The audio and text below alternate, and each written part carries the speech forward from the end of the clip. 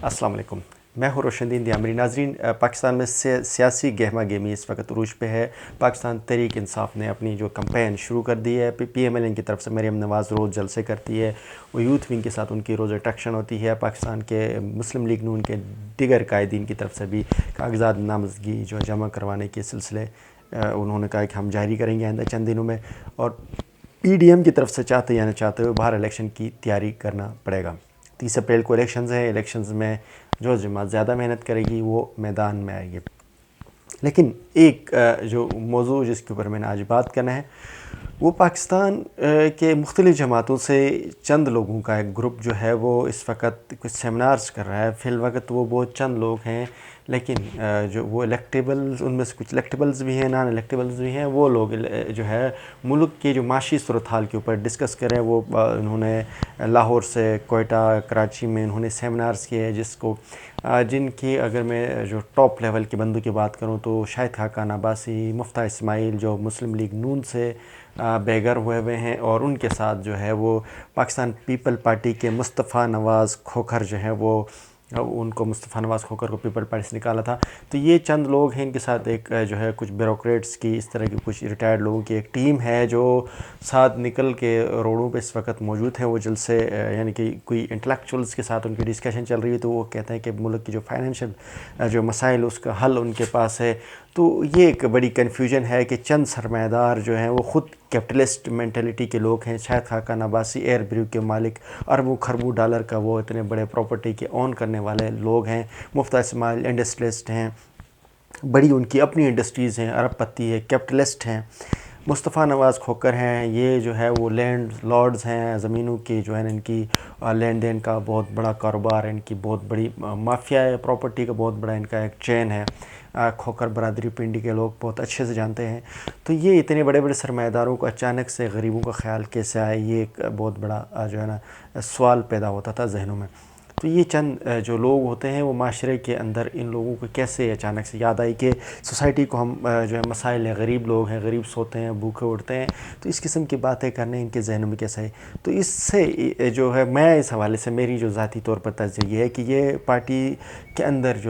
جو لوگ نکلتے ہیں یا اس قسم کے جو لوگ ہیں کسی جماعتوں سے، کیونکہ جب اپنا مستقبل نہیں دیکھتے ہیں تو وہ باہر نکل کر اس قسم کی ایکٹیویٹیز کر کے لوگوں کو گمراہ کرنے کی کوشش کی جاتی ہے۔ پاکستان کا جو نظام ہے وہ سرمایہ داریت ہے۔ سرمایہ داریت نظام کے اندر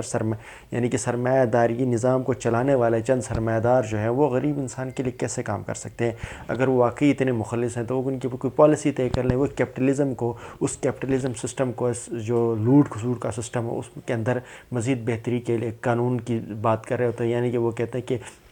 اس کے اندر لاز مزید ٹائٹ کیے جائیں، سختی کی جائے۔ اس وقت جتنے بھی قانون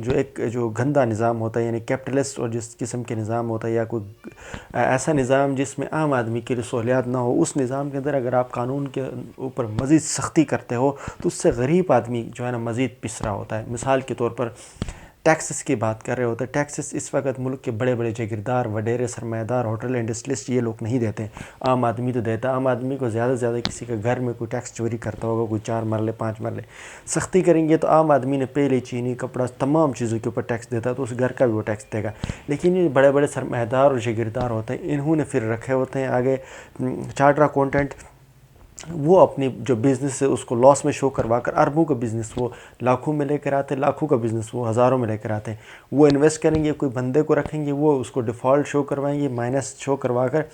جو ٹیکسز لگیں گے وہ غریب آدمی کے اوپر۔ یہ سرمایہ دار جو ہیں وہ ہمیشہ کبھی بھی اپنے سرمایہ داروں کے اوپر ٹیکسز لگانے کی بات نہیں کرتے ہیں۔ دنیا کے اندر جتنے بھی جو ملک ترقی کرتے ہیں وہاں پر عام آدمی کے اوپر ٹیکسز نہیں لگایا جاتا، عام آدمی کو فیسیلیٹیٹ کرتے ہیں سرمایہ داروں، جاگیرداروں، وڈیروں، ہوٹلوں والے، انڈسٹریلسٹ، جتنے بھی بڑے بڑے جو ٹاپ لیول کے کرپٹ لوگ ہیں ان پہ ٹیکسز لگتے ہیں۔ اب یہ 3 جو حضرات ہیں جو آج کل مارکیٹ میں جن کی بہت چرچا چل رہی ہے، یہ تینوں حضرات بڑے، ایک انڈسٹریلسٹ ہے،